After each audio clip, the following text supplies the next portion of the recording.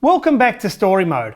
I've had a lot of jobs, some good, some not so good, and sometimes I just want a job for the experience.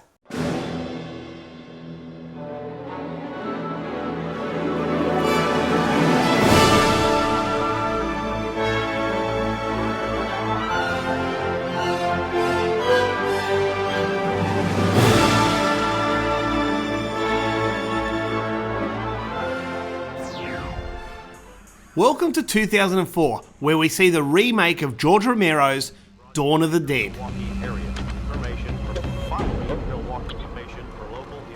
Walking Tall with The Rock,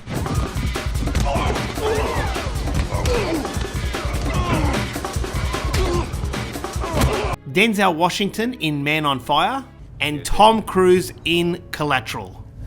First time in LA? No. Tell you the truth, whenever I'm here, I can't wait to leave. But my favourite three are all comedies. Napoleon Dynamite. Idiot!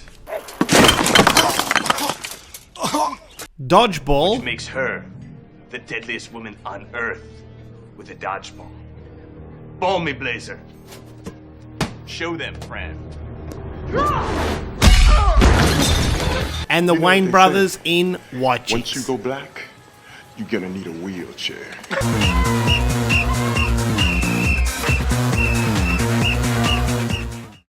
Yes, it's 2004. I'm currently working in an insurance company. In fact, I'm working alongside Mandy. The problem is the position wasn't permanent. Not only that, I didn't have enough hours to make up a proper wage, so I needed to get a secondary job. This time I didn't want anything crazy, big money or long hours or anything like that. I wanted something to do with video games. In fact, EB Games sounds perfect. EB Games is Gamestop. It's just called that in Australia and other countries as well, such as Canada. I had two friends who worked in EB Games. They put in a good word for me. I went for an interview and within 2 days, I'm working for EB Games. I can't believe I'm working for a video game shop. At the end of 1991, I opened my own video game shop and I wasn't sure how it would go under someone else's management. You see, I like to do things my way, especially when it comes to video games. It's the first day and I'm on the way to work full of confidence. Once I got in there, behind that register and in a new environment, I turned to butter. I was nervous and my anxiety was high as ever. Dealing with the public was hard and not my strong suit, but after a few hours I started to get used to it. The problem was I used to own my own video game shop, and even though it was 10 years ago, I would have a more casual approach. But with EB Games, you had to be a particular way and you had to do a lot of upselling, and that's something I wasn't comfortable in doing. Now, if you don't know what upselling is, it could be a carry bag for your Xbox, or an extra controller for your GameCube, or something they loved upselling is scratch protection insurance that costs $3. This means if you've gone home and you've had the disc for 6 months and it's a bit scratched up and the game doesn't work anymore, you can take it back to EB and they'll send it away to get it cleaned, or they might do it on the spot. I'm not sure if they still do that anymore.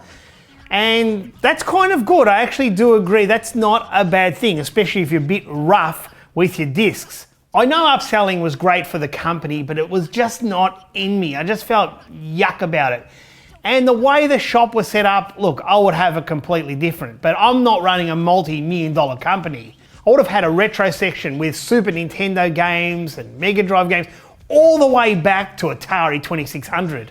And I know this wouldn't be popular, but I'd have an area, even if it's a small area, for Japanese exclusive games. After a few long days of working at EB Games, I just could not do it anymore.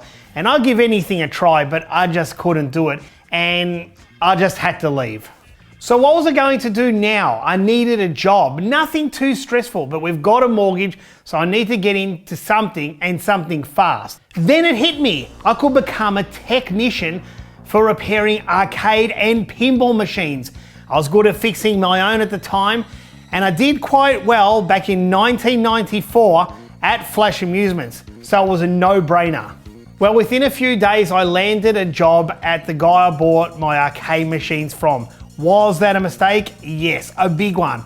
because when he'd pay me at the end of the week, I'd be almost giving half the money back because I wanted to buy arcade machines.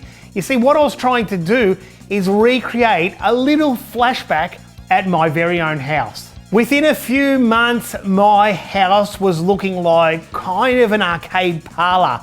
I even brought down the wall that was separating the third and fourth bedroom. This way I could fit more machines in there.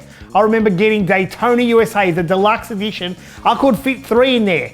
And then my Afterburner and my Outrun were in the second spare bedroom, which really was for Mandy. Typical Mandy, she was fine with it. Throwing parties, well, my house was the place to be. I'd have so many friends coming over and we'd be all playing Daytona USA, like the winner stays on and having championship races. And I would play Daytona Deluxe USA for ages, every day for months on end. I can't believe how good I got at that game.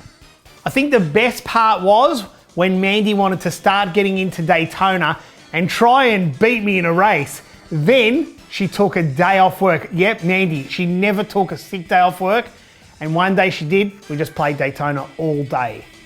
Although it's a great game, I had to move it on. 3 big deluxe Daytonas in the space of 2 bedrooms was still squashy. And I'm an 80s boy and I wanted Sega 80s arcades. Once I sold the Daytonas off, I was able to have all my Sega machines together. Outrun, Space Harrier, Afterburner, my 3 favourite ones, and of course my trusty Power Drift. It was like I was creating a little flashback. Mandy came up to me and said, imagine one day you could actually build your own flashback arcade.